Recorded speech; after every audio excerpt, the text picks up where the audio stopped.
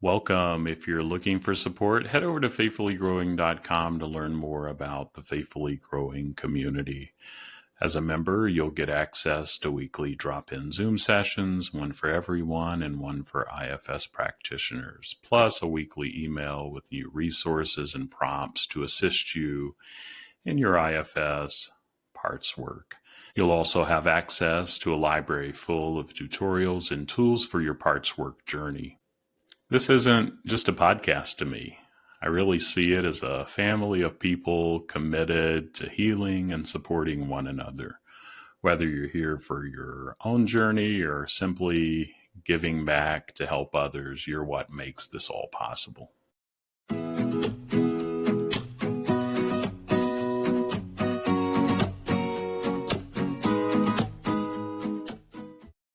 Welcome back to IFS Meditations and Insights. I'm Tim Fortescue, your guide on this journey, here to help foster spiritual wholeness and healing through an internal family systems lens. In this compassionate space, we aim to dive into self-discovery and inner knowledge.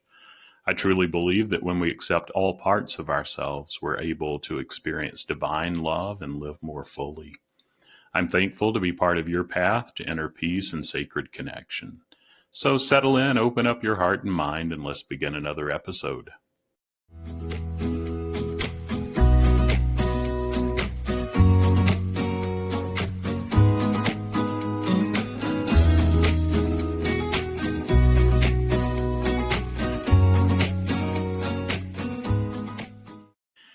If you're human, chances are you've had moments where you felt pulled in two different directions by parts of yourself. Many parts of you want to rest while another part insists on pushing forward. Or perhaps you've experienced an internal tug of war between staying calm and speaking up.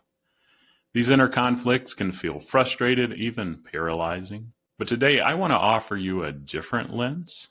What if these conflicts aren't a problem to fix, but a signpost pointing toward deeper self-understanding? And let those parts that may not want to see this signpost know that they're welcome too.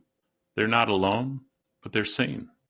What if by listening to the needs and fears of these parts around this conflict, you could foster collaboration and more harmony within?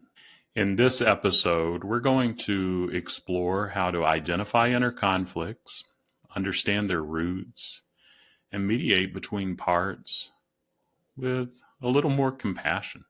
I'll share a simple exercise you can try and a personal story from my own journey. My hope is that by the end of this episode, you'll feel more equipped to navigate these moments with curiosity and care. First, I would invite us all to identify the conflict. Many of us aren't even aware of the inner tensions we carry until they start to manifest in some way. Procrastination, frustration, even physical sensations like tension in the shoulders or a pit in the stomach. These can be clues that parts of us are not in agreement. And it may be helpful to ask, are there any parts of me that are in conflict right now? What are they trying to achieve? For example, a part of you might want to spend more time with your family, while another part feels the pressure to put in extra hours at work. If you've listened long enough, you know I can resonate with that one. Or maybe you've been wrestling with a desire to set a boundary in a relationship, but also feel a strong pull to avoid conflict. And I'm an Enneagram 9, and what you need to know about that, I'm no expert in the Enneagram, but that's another framework that's been helpful for me. And 9s, we're peacemakers. We want peace without and peace within. And man, the people-pleasing parts are up for all of us, but they're really up for me as a 9. And I'm just learning now that when I face major inner conflict, for example, to say no to an opportunity, I have parts that have a fear of missing out, parts that say you're already overbooked on the other side, and there's a conflict there. There's parts of me that are driven to do it and not only say yes, but to perfect every detail, which takes more time. And these parts, they're doing the best they can. They want to ensure that I deliver what I promise and do it flawlessly so that I don't upset someone or look bad. But another part, and on the other side, parts of me are exhausted and just really pleading and begging for rest. And I still find myself stuck, although I'm growing, unable to move forward because neither part felt heard. Now they feel a little more heard. And it wasn't until I paused to address the conflict that I began to feel clarity and ease. So just be aware of the conflict. And then second, understand their needs and fears. Once you've identified conflicting parts, the next step is to understand what's behind their actions. Every part has a reason for showing up the way it does. Often these reasons are rooted in care and protection. Even if the behavior seems unhelpful, particularly with who you are today, it likely was helpful back when this part was younger. But now it's a little extreme on the surface. But these parts are still trying to help and care, protect. They don't know who you are. So it may be helpful to ask each part, what do you need? What are you afraid will happen if things don't go your way? In my case, the part demanding me say yes and for perfection feared failure. It believed that if I didn't get everything right, I would let people down and damage my reputation. And the part urging rest, on the other hand, was terrified that I'd burn out and lose my ability to show up for my family and myself. Neither part was wrong. They both had valid concerns. The tension came from the fact that they were trying to protect me in opposite ways. And then step number 3, mediate with compassion and know that a drop of compassion will go a long way. And this is where you step into the role of the mediator and imagine maybe sitting at a table with both parts and inviting them into a conversation.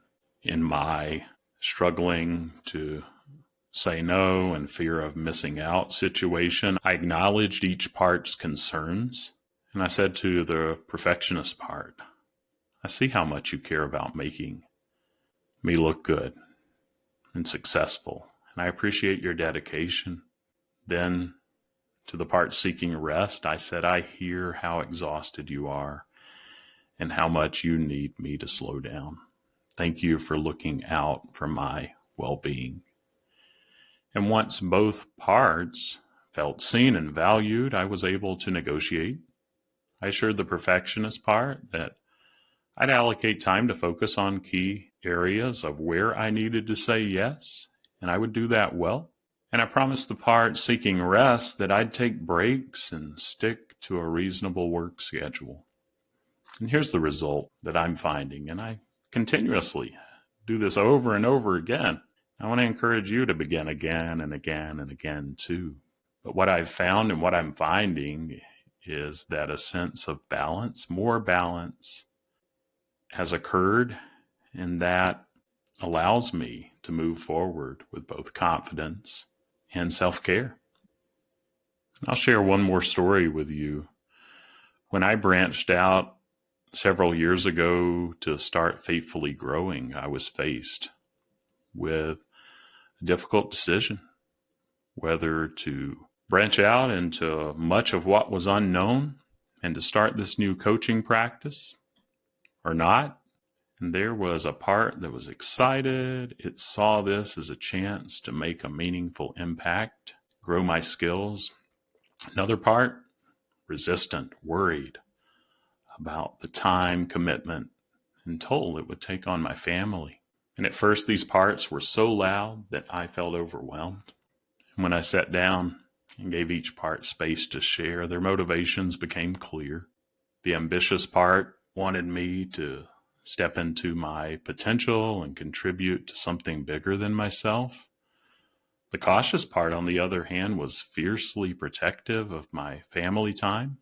It didn't want me to lose security, and to lose sight of what mattered most. By listening to these parts and honoring their concerns, I was able to approach the decision with more clarity, and so grateful that I ultimately chose to take on this role, but in the process to set clear boundaries around my time, ensuring that my family wouldn't be neglected. And this experience has reinforced the idea that when we mediate between our parts with compassion, we're able to find solutions that honor all aspects of ourselves. So I encourage you this week, be aware of the dilemmas and the conflicts in your life. Be aware of the parts that show up on either side, and send a little compassion if you can, knowing that all parts are doing the best that they can, but let them know they're not alone. Remind them who you are today. And remember, it's not about forcing resolution. It's about creating space for understanding and collaboration. Thank you so much for spending time with me today and for sending some insight and just a sense of connectedness to parts around inner conflict.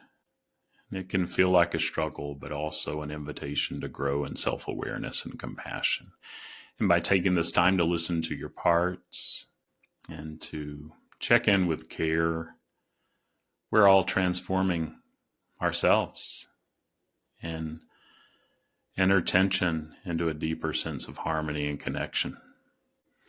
So until our next session, take care of yourself and your parts and know that you're worth it.